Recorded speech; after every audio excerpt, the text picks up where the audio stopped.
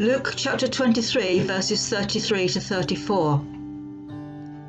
When they came to the place called the Skull, they crucified him there along with the criminals, one on his right, the other on his left. Jesus said, "Father, forgive them, for they do not know what they are doing." And they divided up his clothes by casting lots.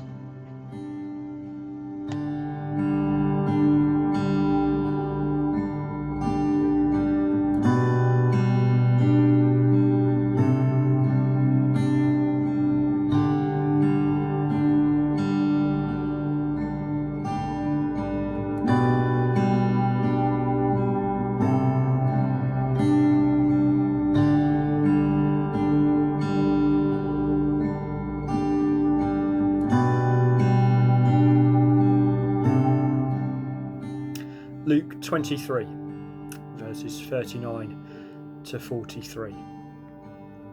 One of the criminals who hung there hurled insults at him. "Aren't you the Messiah? Save yourself and us." But the other criminal rebuked him. "Don't you fear God," he said, "since you are under the same sentence? We are punished justly, for we're getting what our deeds deserve. But this man has done nothing wrong." Then he said, "Jesus, remember me when you come into your kingdom."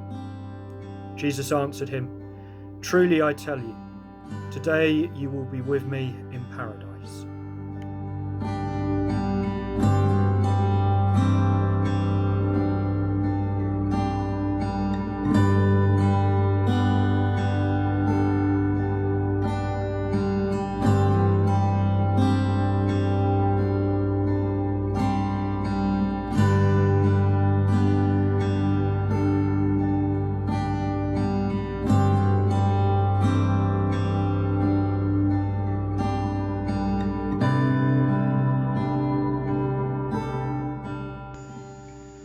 Near the cross of Jesus stood his mother's sister, Mary the wife of Clopas, and Mary Magdalene.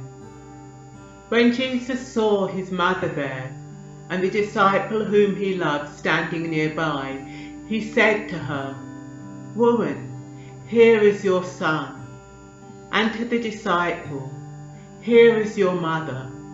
From that time on, this disciple took her into his home.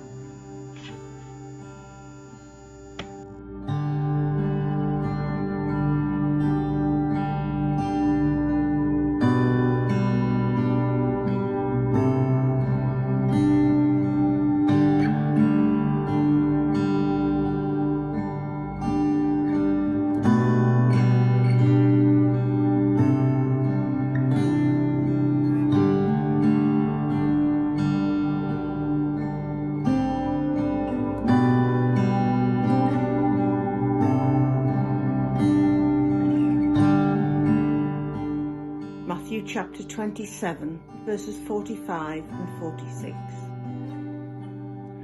From noon until 3 in the afternoon, darkness came over all the land. About 3 in the afternoon, Jesus cried out in a loud voice, "Eli, Eli, lema sabachthani," which means, my God, why have you forsaken me?"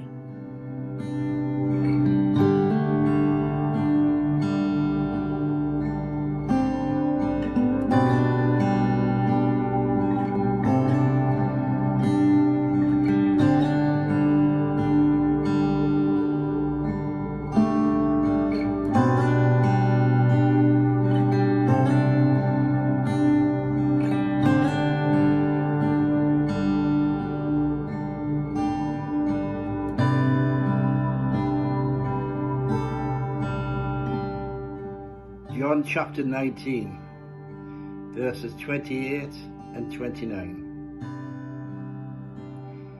Later, knowing that everything had now been finished, and so that scripture would be fulfilled, Jesus said, "I am thirsty."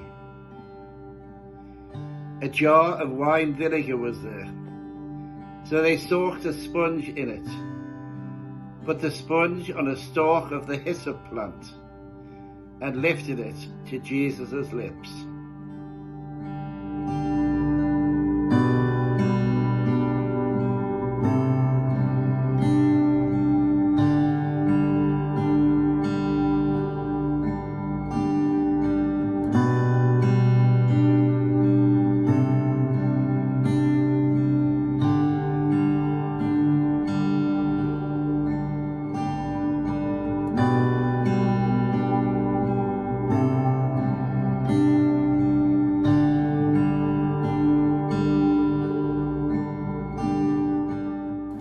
John 19, verse 30. When he had received the drink, Jesus said, "It is finished."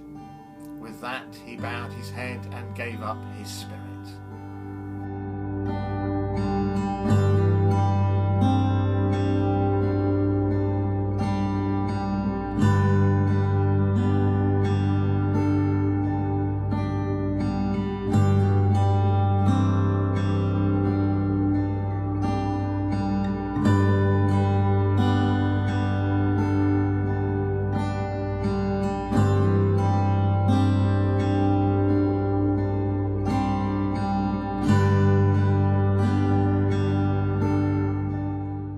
Luke chapter 23, verses 44 to 46. It was now about noon, and darkness came over the whole land until 3 in the afternoon, for the sun stopped shining, and the curtain of the temple was torn in two. Jesus called out with a loud voice, "Father, into your hands I commit my spirit." When he had said this, he breathed his last.